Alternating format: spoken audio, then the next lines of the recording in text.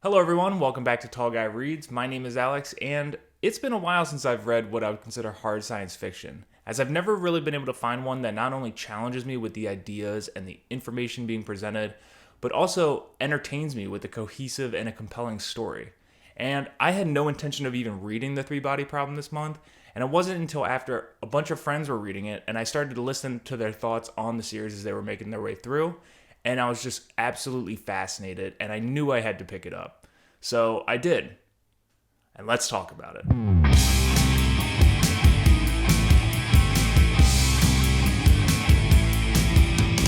Less than a week ago, I released a video that discussed some science fiction books and series that I really want to read and would love to get to soon. Little did I know that at the time of publishing that video, I had already started and finished The Three Body Problem by Cixin Liu.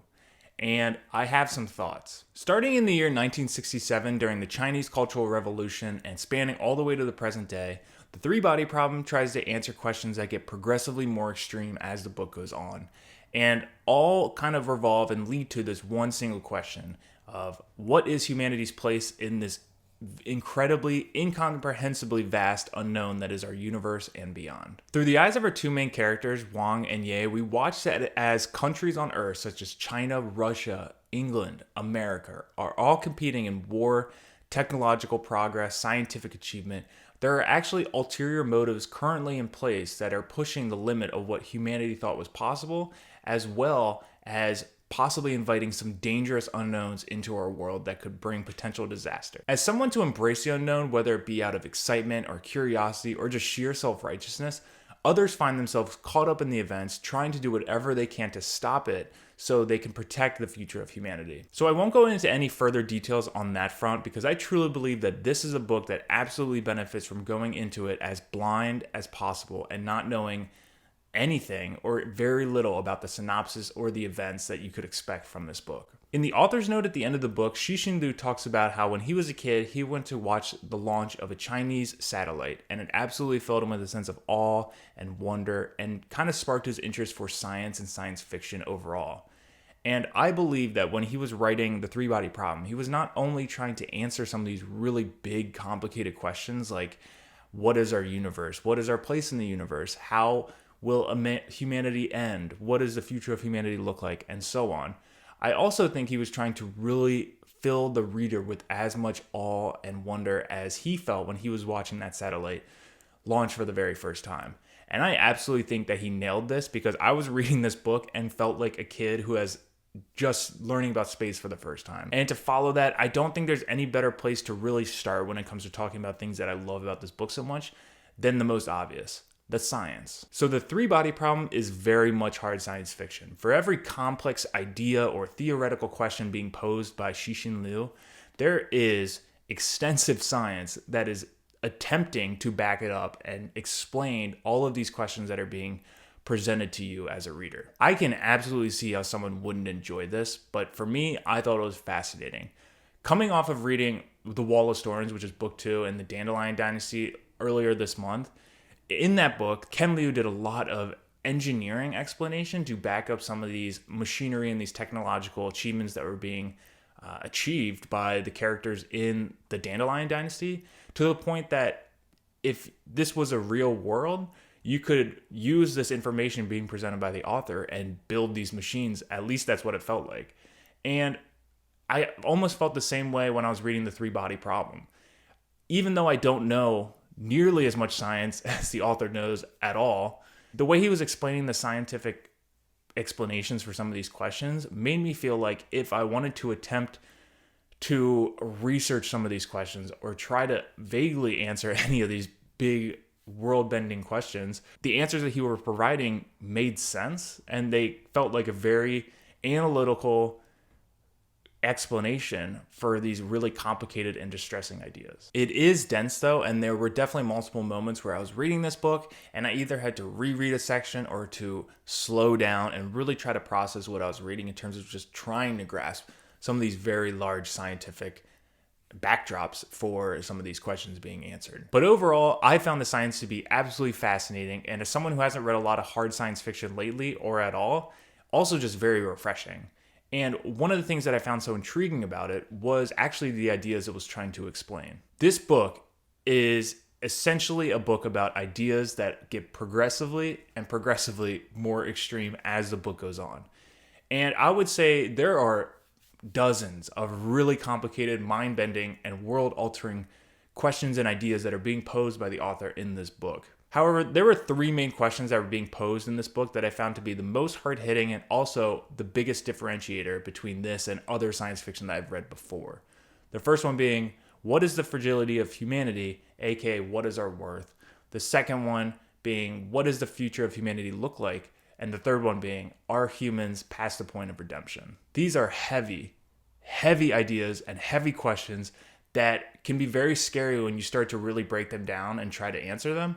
And I think Cixin Liu does an absolutely fascinating job of trying to answer these questions in the three-body problem, and is absolutely one of the main differentiators of why I enjoyed this book so much more than any other hard science fiction that I've ever read.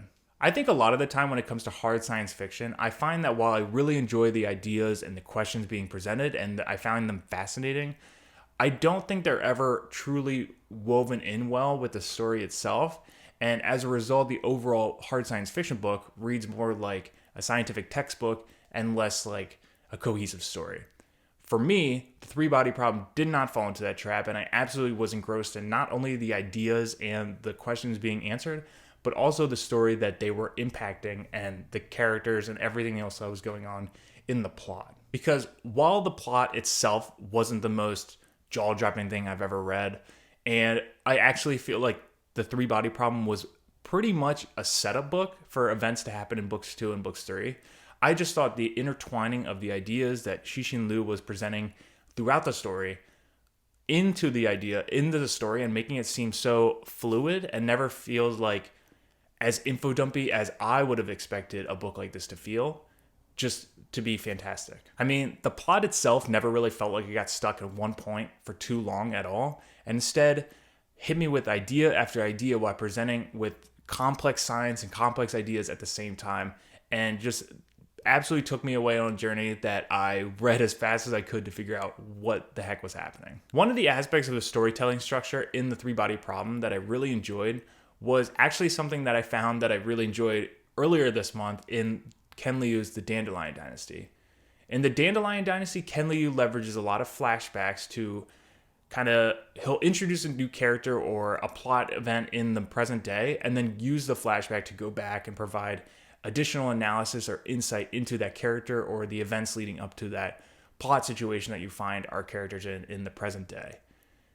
I really enjoyed that in The Dandelion Dynasty, and I really enjoy it here. There are multiple moments in this book where your characters are in the present day, and all of a sudden it jumps back for a few chapters to kind of explain how either certain characters got to where they are in the present day, or how certain events unfolded leading up to the current situation of the present day. And this is a storytelling structure that I think is very unique, and I absolutely know that a lot of people don't like this, and I felt that it would be necessary for me to kind of bring that up because that is very much a part of the story, and I wanted to bring that up in case you really don't like that storytelling structure. And while I'm talking about that, I think it's appropriate for me to talk about some things that maybe didn't work as well for me, or I don't think might work as well for others for this book, The Three-Body Problem. I think the one would be the characters. I think this is the biggest complaint that I see when it comes to The Three-Body Problem and this whole series to begin with.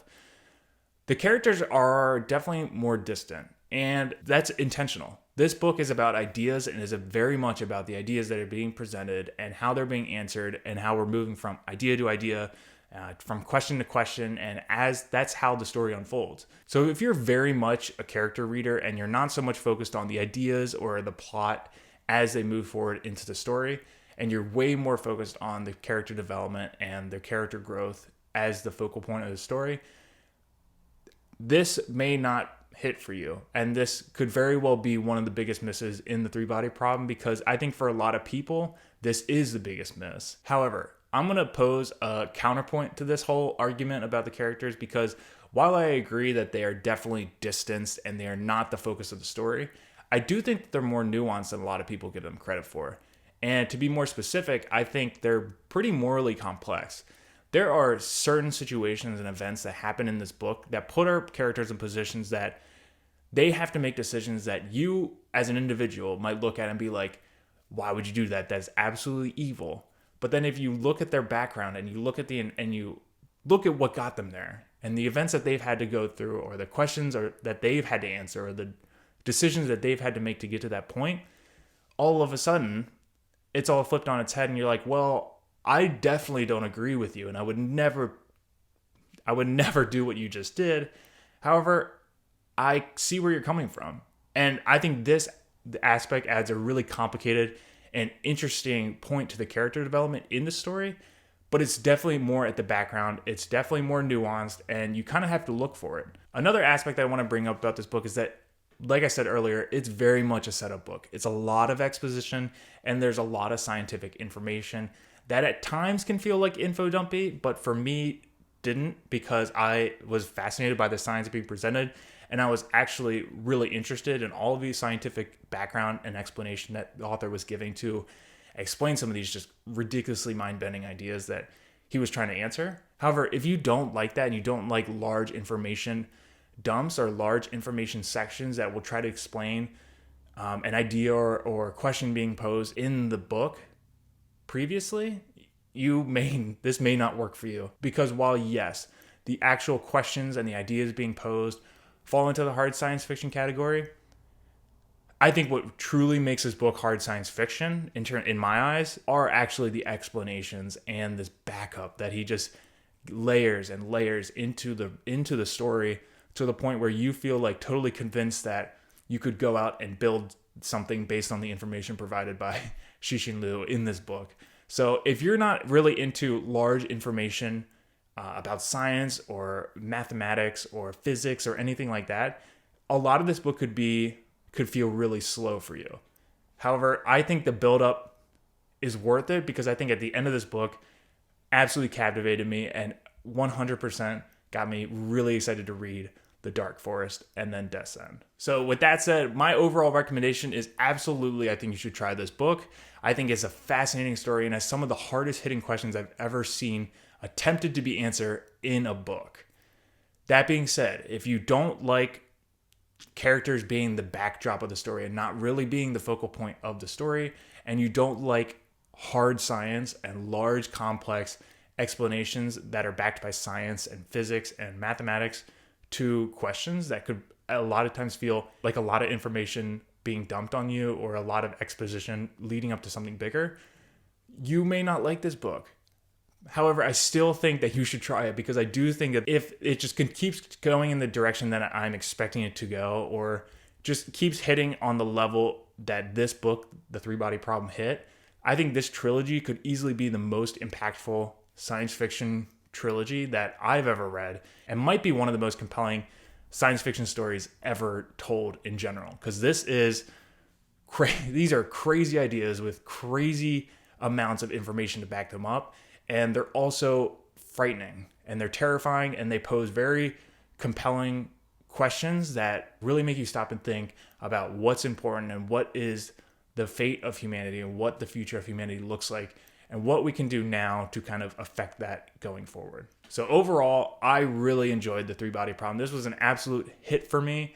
I haven't read a lot of science fiction recently, and picking this up on a whim was a blast. I had so much fun with it.